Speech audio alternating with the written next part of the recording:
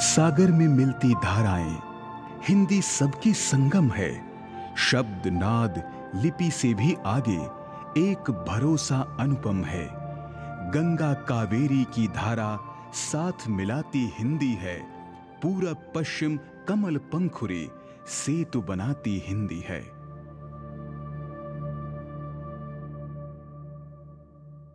नमस्कार। हिंदी दिवस पर हमारी इस खास पेशकश में आप सभी का स्वागत है। मैं हूं कृतिका। जब भी बात देश की आती है तो हम सब एक ही बात दोहराते हैं, हिंदी है हम, वतन है हिंदुस्तान हमारा। हिंदी अपने देश हिंदुस्तान की पहचान है और ये देश की सबसे ज्यादा बोली जाने वाली भाषा है। इसीलिए हिंदी को राजभाषा का दर्जा भी हासिल है। देश में पहली बार 14 सितंबर 1953 को हिंदी दिवस मनाया गया था और उसके बाद से हर साल इस दिन को मनाया जाता है। हिंदी दिवस मनाने का मकसद हिंदी का प्रचार करना, उसे बढ़ावा देना और लोगों को उससे जोड़कर रखना है। देश के करीब 77% लोग आज हिंदी लिखते, पढ़ते, बोलते और समझते हैं। आज हिंदी उनके कामकाज और रोजमर्रा का हिस्सा है। हिंदी हमारी पहचान है और हम हिंदी के।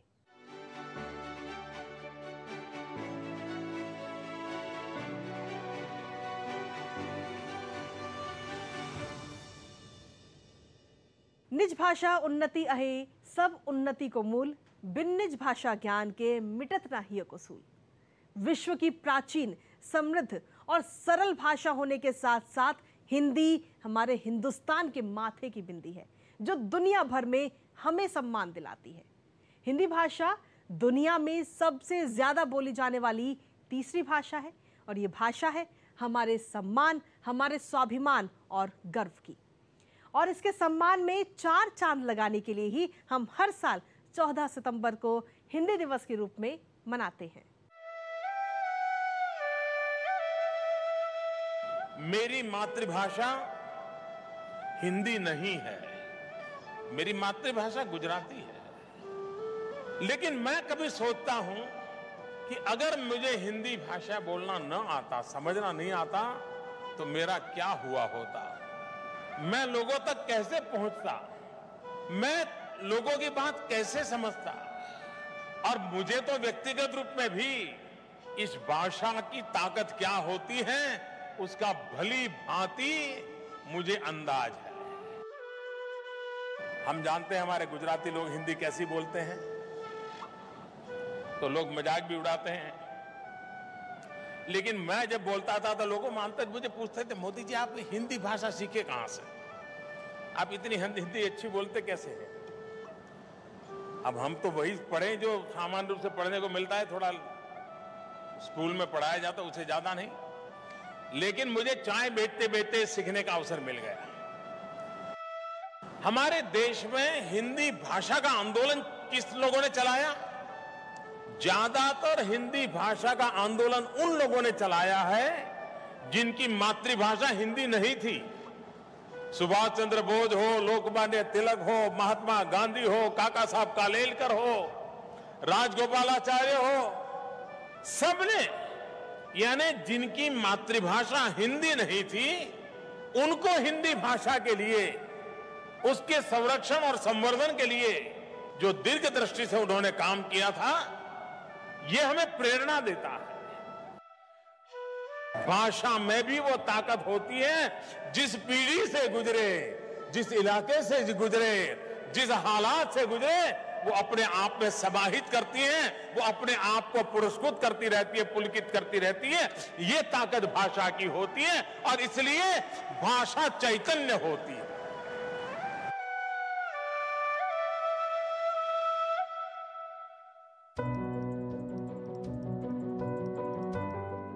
हिंदी हिंदुस्तान की भाषा है।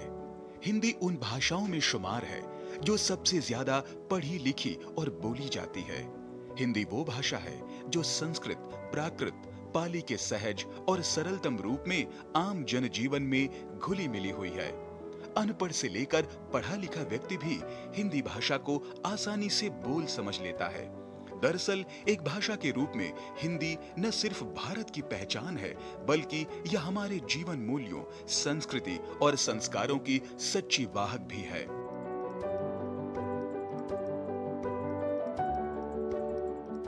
हिंदी सबसे अधिक सहज, सुगम और सरल भाषा है, तभी तो यह विश्व में हर जगह बोली और समझी जाती है। हिंदी के महत्व को समझते हुए ही राष्ट्रपिता महात्मा गांधी ने साल 1918 में हिंदी साहित्य सम्मेलन में हिंदी भाषा को राजभाषा बनाने को कहा था और इसे जनमानस की भाषा भी कहा था। राष्ट्रपिता महात्मा गांधी ने कहा था कि जैसे ब्रिटेन में अंग्रेजी बोली जाती है और सारे कामकाज अंग्रेजी में होते हैं, वैसे ही हिंदी को हमारे देश में राष्ट्रभाषा का सम्मान मिलना चाहिए। भारत में हिंदी दिवस की शुरुआत आजादी के बाद हुई। 14 सितंबर 1949 को भारत की संविधान सभा में देवनागरी लिपि में लिखी गई हिंदी भाषा को भारत की राजभाषा घोषित किया था और साल 1953 में 14 सितंबर को पहला हिंदी दिवस मनाया गया। तभी से आज का दिन यानी 14 सितंबर का दिन हिंदी भाषा के लिए खास हो गया। 14 सितंबर सन 1949 को संविधान निर्माताओं ने हिंदी को भारत संघ की राजभाषा का दर्जा दिया था और अनुच्छेद 343 से लेकर अनुच्छेद 351 तक संघ की राजभाषा के रूप में विभिन्न प्रकार के प्रावधान किए थे। आज इस घटना को 75 वर्ष पूरे हो रहे हैं। विगत 75 वर्षों में हिंदी ने एक लंबी यात्रा तय की है। भारत अपनी ज्ञान परंपरा, सांस्कृतिक परंपरा और जिसको कहा जाए कि नवाचार, उन सब को ध्यान में रखते हुए हिंदी के महत्व को पहचाना और ऐसा भी नहीं कि उसे हिंदी कहीं थोपी नहीं गई। दरअसल वो हिंदी हमारे भीतर इनबिल्ड एक जिसको कहा जाए कि सांस्कृतिक और अस्मिता मूलक भाव है जो उभर करके हमारे सामने आता है। आजादी के आंदोलन के दौरान अंग्रेजों के खिलाफ पूरे देश को एकजुट करने में हिंदी की भूमिका काफी महत्वपूर्ण रही। संविधान सभा में भी हिंदी को लेकर काफी लंबी बहस के बाद इसे राजभाषा के रूप में अपनाया गया और 8वीं अनुसूची में शामिल किया गया। साथ ही अनुच्छेद 351 में हिंदी भाषा के विकास से संबंधित निर्देश दिए गए हैं। यही नहीं, हिंदी को अखिल भारतीय स्वरूप प्रदान करने, हिंदी के माध्यम से जन जन को जोड़ने और हिंदी को वैश्विक धरातल पर प्रतिष्ठित करने के लिए 1 मार्च 1960 को केंद्रीय हिंदी निदेशालय की स्थापना की गई।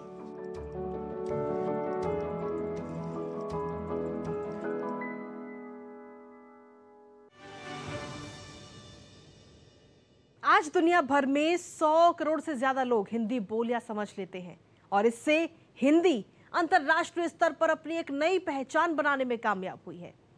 यूनेस्को की 7 भाषाओं में भी हिंदी को मान्यता प्राप्त है। इसके साथ ही हिंदी सिर्फ भाषा ही नहीं बल्कि एक बाजार बन चुकी है जिसमें साहित्य से लेकर सोशल मीडिया, टीवी और फिल्म जैसे बड़े कारोबार भी शामिल हैं। आइए जानते हैं वैश्विक पटल पर क्या है हिंदी की स्थिति और राजभाषा से कैसे विश्व भाषा बन रही है हमारी हिंदी।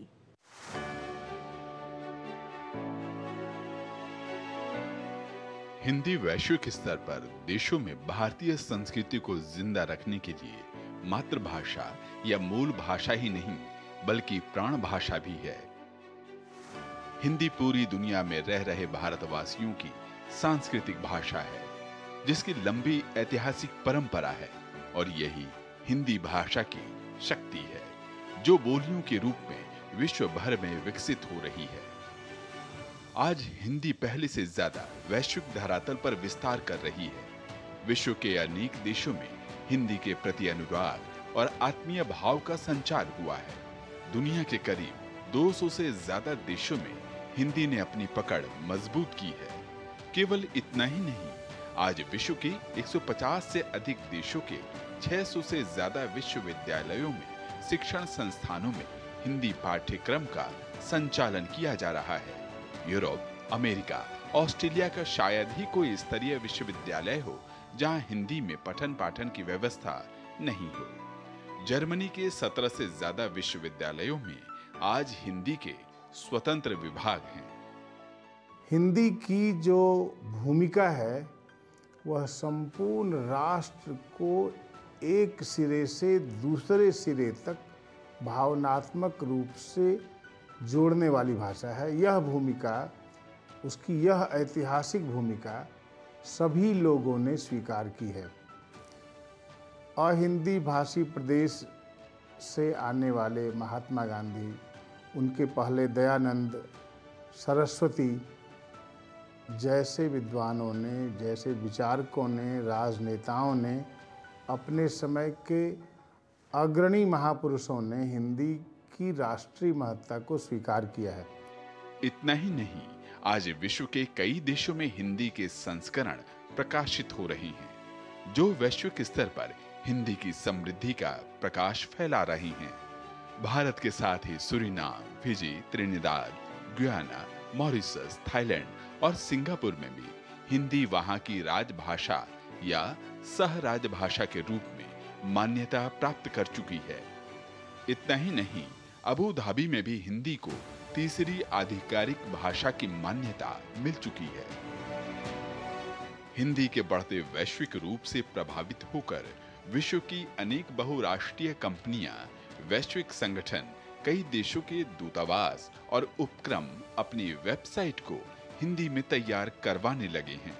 आज विश्व के 180 से ज्यादा देशों में प्रतिवर्ष 10 जनवरी को विश्व हिंदी दिवस मनाया जाने लगा है। यह हिंदी के वैश्विक स्तर पर बढ़ते प्रभाव का एक शानदार उदाहरण है।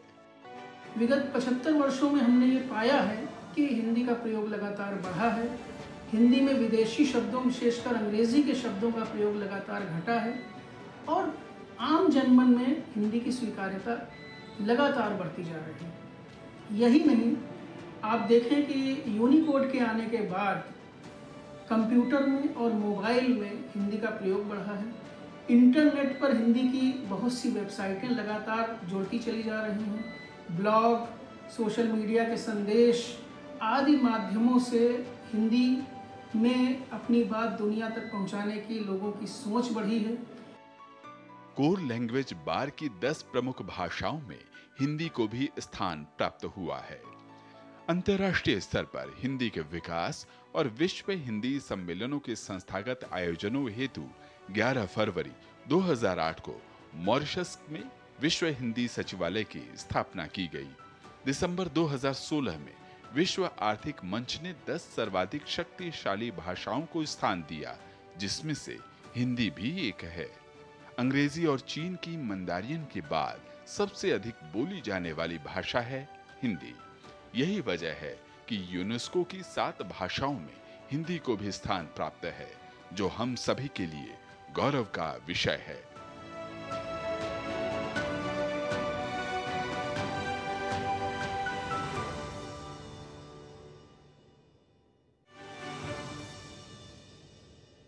हिंदी पहले के मुकाबले अब काफी ज्यादा बदल गई है। एक जमाने में जिस तरह की हिंदी बोली और लिखी जाती थी, वो तो अब चलन से ही बाहर हो चुकी है। जरूरत के हिसाब से इसमें कई सारी तब्दीलियां आई हैं और हिंदी में यह बदलाव दशक या 2 दशक की बात नहीं है, बल्कि हिंदी भाषा 1000 से ज्यादा सालों का इतिहास अपने आप में समेटे हुए है। भाषा वैज्ञानिकों के मुताबिक हिंदी साहित्य का इतिहास वैदिक काल से आरंभ होता है।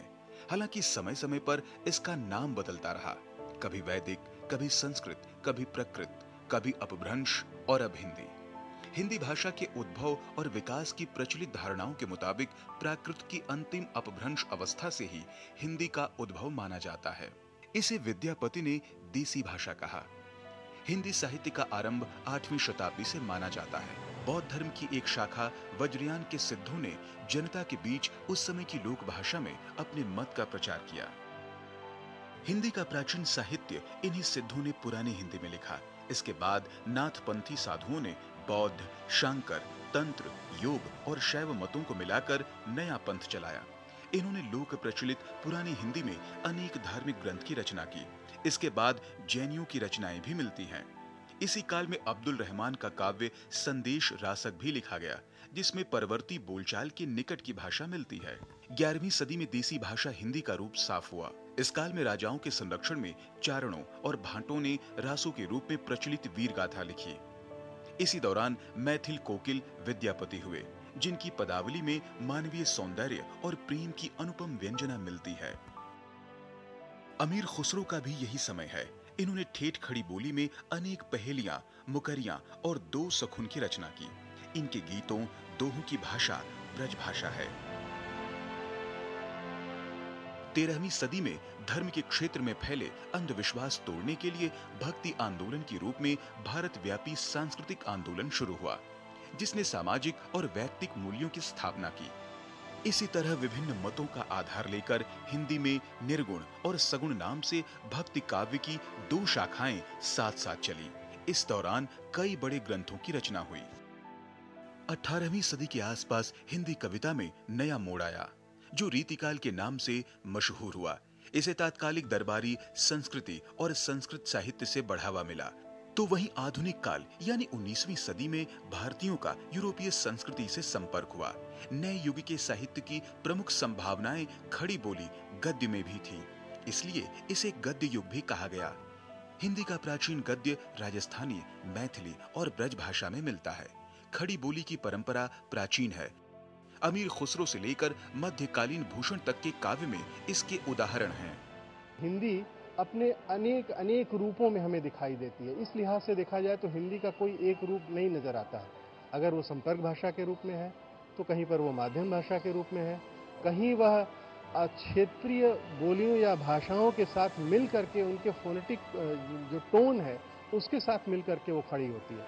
तो हिंदी की जो फ्लेक्सिबिलिटी है, जो लचीलापन है, जो ग्राह्यता है, वह उसकी शक्ति है। और इसी शक्ति से हिंदी आज भारत ही नहीं बल्कि वैश्विक धरातल पर भी अपनी पहचान और पकड़ बनाए हुए है। अपने उत्पत्ति के बाद से हिंदी लगातार समृद्ध होती गई और इसका रुतबा भी बढ़ता गया। आज हिंदी कामकाज के हर क्षेत्र में जोर पकड़ रही है। सोशल मीडिया और नए नए तकनीक में हिंदी का प्रयोग किया जा रहा है। इससे न सिर्फ हिंदी का दायरा बढ़ा है बल्कि वैश्विक स्तर पर ज्यादा से ज्यादा लोग इससे जुड़ रहे हैं। आजादी के बाद के 7 दशकों में संचार माध्यमों में हिंदी बहुत मजबूत हुई है। हिंदी के अखबारों का प्रसार तेजी से बढ़ा है। विज्ञापन के लिहाज से देखा जाए तो हिंदी अखबार अंग्रेजी के अखबार से आगे निकल चुके हैं। इसके साथ ही सोशल मीडिया के तमाम प्लेटफॉर्म पर हिंदी करोड़ों लोगों द्वारा पढ़ी और लिखी जा रही है।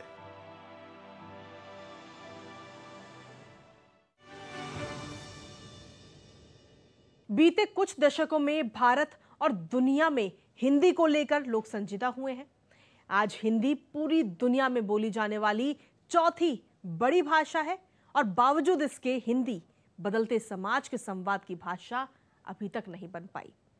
हिंदी का रोजगार से ना जुड़ पाना, भूमंडलीकरण के दौर में चुनौतियों का सामना ना कर पाना हिंदी भाषियों के लिए कई सारी मुश्किलें पैदा कर रहा है। दुनिया के दूसरे कोने में पहुंच बनाने में हिंदी कामयाब हुई है। आज दुनिया भर में 100 करोड़ से ज्यादा लोग हिंदी बोलियां समझ लेते हैं। हिंदी सिर्फ भाषा ही नहीं बल्कि एक बाजार बन चुकी है, जिसमें साहित्य से लेकर टीवी और फिल्म जैसे बड़े कारोबार शामिल हैं। बावजूद इसके हिंदी की स्वीकार्यता के लिए अभी लंबी लड़ाई जरूर लग रही है। जानकार हिंदी की मान्यता को लेकर अब भी परेशान दिखते हैं। खासकर भूमंडलीकरण के दौर में अंग्रेजी से प्रतिस्पर्धा हिंदी को काफी पीछे ले जा रही है। सबसे बड़ी चुनौती जो हमारे सामने है वह हिंदी के साथ साथ अन्य भारतीय भाषाओं के समक्ष भी उपस्थित है। उसको चुनौती अंग्रेजी से मिल रही है। अंग्रेजी का वर्चस्व जब तक कायम रहेगा तब तक हिंदी और हिंदी के साथ अन्य भारतीय भाषाओं का जो प्राप्य है वह नहीं मिल पाएगा उन्हें। अंग्रेजी के वर्चस्व को तोड़ना भारतीय जनमानस के उपनिवेशीकरण के लिए परम आवश्यक है। हिंदी को लेकर बहस मुबाहिसों का दौर 70 के दशक से चल रहा है। शायद ये अकेली ऐसी भाषा है जिसके लिए अलग राजभाषा विभाग और विश्व हिंदी सम्मेलनों जैसी कवायदें चल रही हैं। हिंदी को जिंदा रखने के लिए हर साल इन्हीं सम्मेलनों और सेमिनारों की खाद डालनी पड़ती है। जानकार मानते हैं कि हिंदी के सामने सबसे बड़ी चुनौती इन सम्मेलनों की सफलता या असफलता भी है। आज दुनिया में 6000 से ज्यादा भाषाएं बोली जाती हैं। इनमें से अकेले एशिया में ही 2200 से ज्यादा भाषाएं हैं। इन भाषाओं के बीच में खड़ी हिंदी को एक धारणा जो चुनौती दे रही है वो है करियर की। हिंदी ने पहले और न अब लोगों को रोजगार से जोड़ पाई है। बीते वर्षों में ये समझ मजबूत हुई है कि हिंदी को अगर जेब और भविष्य से जोड़ दिया जाए तो ये अपने आप लोगों के दिल से जुड़ जाएगी। जैसा हम देखते हैं कि जो बड़े बड़े लोग हैं वो कार्य तो हिंदी क्षेत्रों में करते हैं, लेकिन जब वो कुछ लिखते हैं या कुछ बताना चाहते हैं तो वो सीधे अंग्रेजी पे चला जाते हैं। जबकि मेरा यह मानना है कि आप यदि कुछ कहना चाहते हैं तो अपनी मातृभाषा और अपनी क्षेत्रीय भाषा और अपनी राष्ट्रीय स्तर पर कोई बात करना चाहते हैं तो वह हिंदी भाषा में करनी चाहिए, जिससे राष्ट्र उन्नति कर सके। क्योंकि जिस देश में अपनी भाषा होती है वह राष्ट्र सदैव उन्नयन के पथ पर अग्रसर होती है। हिंदी नए दौर में नया कलेवर चाहती है। हिंदी को पुरानी और परंपरागत बीड़ियों में जकड़े रखने से भी हिंदी का नुकसान हुआ है। जाहिर है मोबाइल, एप्स, इंटरनेट और गैजेट्स के जमाने में अगर हिंदी को भी उसी तरीके में ढाला जाए तो बात बन सकती है। खासकर युवा पीढ़ी को ये जिम्मा उठाने की प्रेरणा देनी जरूरी होगी। हिंदी चुनौतियों की भीड़ में अकेली खड़ी है। हिंदी को सिर्फ भावनात्मक समर्थन ही नहीं बल्कि एक ऐसे बदलाव की जरूरत है जो इसकी दिशा और दशा तय करने में कारगर साबित हो। हमें हिंदी को अगर सिर्फ महीना मना करके निकालना है तो बात अलग है, लेकिन सचमुच हम उसमें कोई परिवर्तन चाहते हैं, सचमुच हम मन से कुछ करना चाहते हैं, तो जैसे कहा जाता है कि कोई चीज की शुरुआत एक व्यक्ति से होती है, उसी तरह से परिवार से ही हम इस शुरुआत को कर सकते हैं।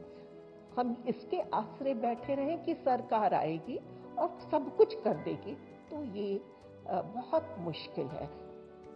ये भी सच है कि आजादी के बाद से हिंदी का प्रचार प्रसार लगातार बढ़ता ही जा रहा है। बावजूद इसके हिंदी अभी तक राष्ट्रभाषा का दर्जा नहीं पा सकी है। हिंदी के पक्ष में तमाम तर्कों के बावजूद यह एक कटु सत्य यह भी है कि देश में तकनीकी और आर्थिक समृद्धि के साथ साथ अंग्रेजी ने पूरे देश को अपने वश में कर लिया है। हिंदी देश की राजभाषा होने के बावजूद देश भर में अंग्रेजी का वर्चस्व कायम है। हिंदी जानते हुए भी ज्यादातर लोग हिंदी में बोलने, पढ़ने या काम करने में हिचकिचाते हैं। खासकर भूमंडलीकरण के दौर में अंग्रेजी से यह प्रतिस्पर्धा हिंदी को काफी पीछे ले जा रही है। अभिभावकों का रोल कुछ अच्छा नहीं है। वो प्रायः यही चाहते हैं कि बच्चे हिंदी में ना बोलें तो बेहतर है, या वो पसंद करते हैं कि उनके यहाँ कोई अगर आ रहा है उनके परिवार का, उनका कोई मेहमान, तो बच्चे अंग्रेजी में ही बात करें। हालांकि सरकारी और संस्थागत प्रयासों की वजह से बीते कुछ दशकों में भारत और दुनिया में हिंदी को लेकर लोग संजीदा हुए हैं। आज हिंदी पूरी दुनिया में बोली जाने वाली तीसरी सबसे बड़ी भाषा है। भारत से बाहर Mauritius, Fiji, Suriname, Guyana, Trinidad और टोबैगो में तो हिंदी बड़े पैमाने पर बोली जाती है। बावजूद इसके हिंदी बदलते समाज के संवाद की भाषा नहीं बन पाई है। हिंदी का रोजगार से न जुड़ पाना, भूमंडलीकरण के दौर में चुनौतियों का सामना न कर पाना हिंदी और हिंदी भाषियों के लिए मुश्किलें पैदा कर रहा है। हालांकि तमाम चुनौतियों के बावजूद दुनिया के दूसरे कोने में पहुंच बनाने में हिंदी कामयाब हुई है।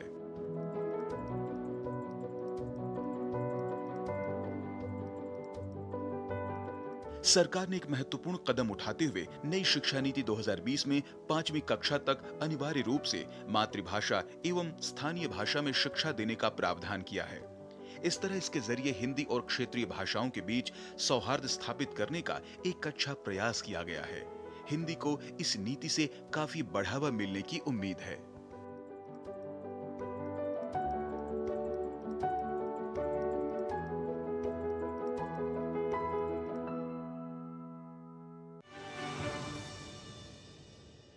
तो हिंदी का प्रचार प्रसार करने के लिए सरकार तो कई सारे कदम उठा ही रही है और अब जरूरत है कि हम भी हिंदी को बढ़ावा दें। तो अब आप भी हिंदी को बोलने में जरा भी हिचकिचाएं नहीं, अपनी भाषा को सम्मान दें, इसका उपयोग करते हुए गर्व महसूस करें, क्योंकि हमारी हिंदी हमारा गौरव बढ़ाती है। इसी के साथ हिंदी दिवस पर हमारी आज की इस खास पेशकश में इतना ही। मुझे और हमारी पूरी टीम को दीजिए अनुमति। नमस्कार। हमारा ये निरंतर प्रयास रहना चाहिए कि हमारी भाषा समृद्ध कैसे बने। हमें प्रयत्न पूर्वक हिंदुस्तान की सभी बोलियां, हिंदुस्तान की सभी भाषाएं, जिसमें जो उत्तम चीजें हैं उसको हमें समय समय पर हिंदी भाषा की समृद्धि के लिए उसका हिस्सा बनाने का प्रयास करना चाहिए और ये अविरत प्रक्रिया चलती रहेगी।